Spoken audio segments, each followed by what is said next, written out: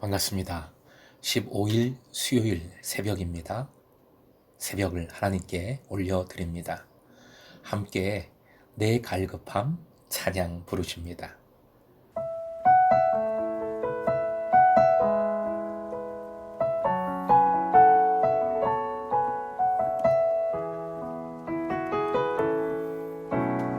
내 갈급함 어느 것으로 채울 수 없네. 내 갈급함 상한 나의 심령에 내 갈급함 부르짖는 소리 들으소서. 내 갈급함 주의 음성 들리네. 내게로 나오라. 영원히 영원히 목마름 전혀 없으리. 내게로 나오라. 가까이 가까이 생수의 근원 되신 주께.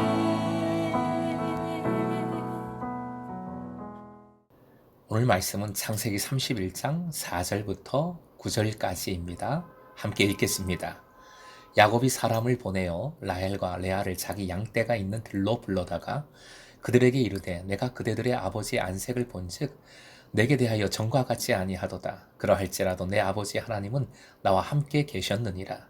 그대들도 알거니와 내가 힘을 다하여 그대들의 아버지를 섬겼거늘 그대들의 아버지가 나를 속여 품삯을 10번이나 변경하였느니라. 그러나 하나님이 그를 막으사 나를 해치지 못하게 하셨으며 그가 이르기를 점 있는 것이 내 삭이 되리라 하면 온 양떼가 낳은 것이 점 있는 것이요 또 얼룩무늬 있는 것이 내 삭이 되리라 하면 온 양떼가 낳은 것이 얼룩무늬 있는 것이니 하나님이 이같이 그대들의 아버지의 가축을 빼앗아 내게 주셨느니라.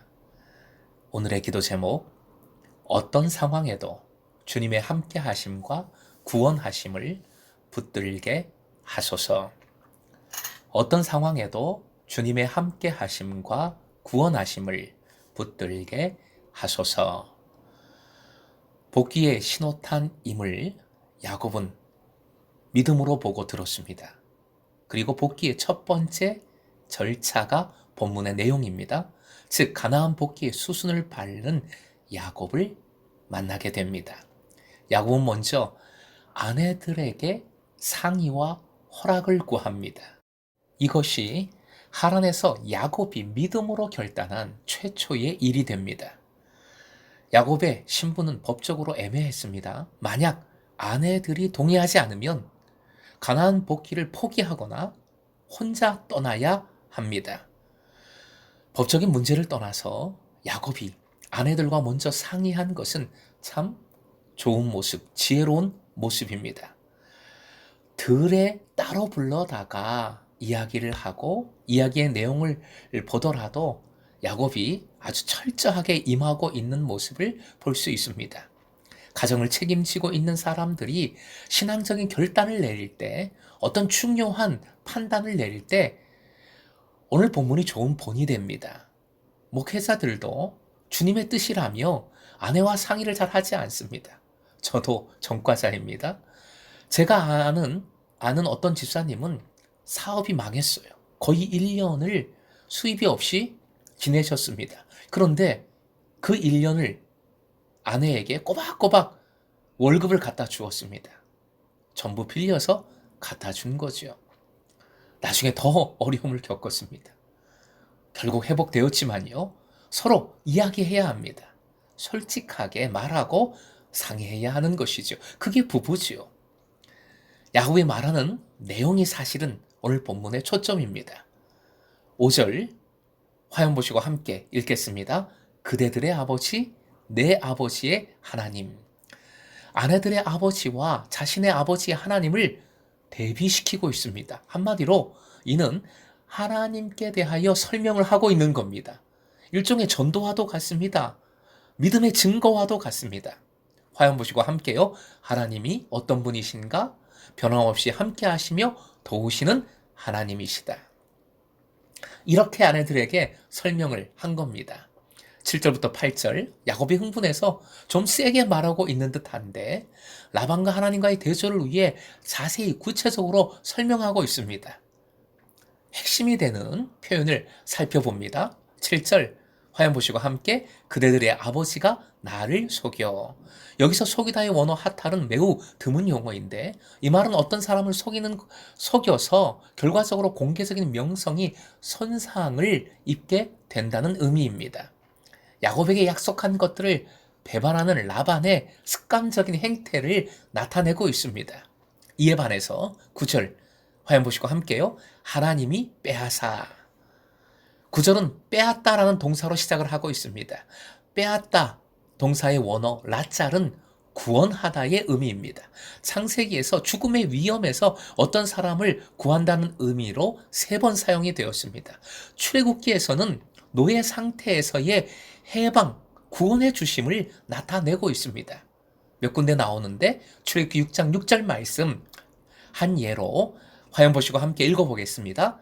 그러므로 이스라엘 자손에게 말하기를 나는 여호와라. 내가 애굽 사람의 무거운 짐 밑에서 너희를 빼어내며 그 고역에서 너희를 건지며 편팔과 큰 재앙으로 너희를 구속하여.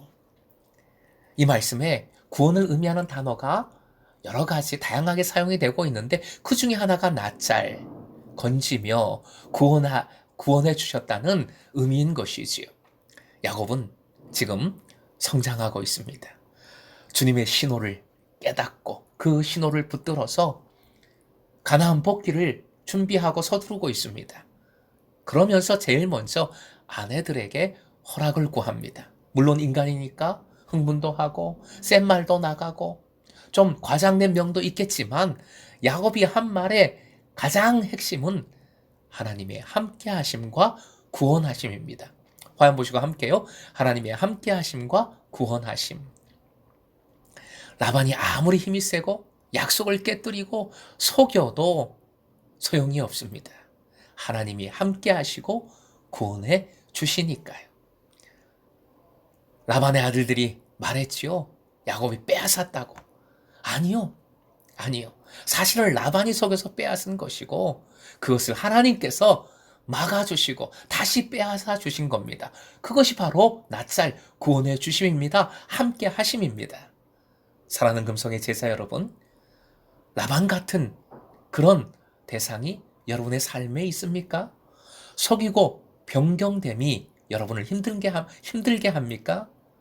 더욱 주님의 함께 하심을 바라보십시오.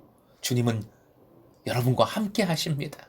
더욱 주님의 구원하심을 의지하십시오. 주님께서 막아주시고 챙겨주시고 지켜주심을 믿으시기 바랍니다.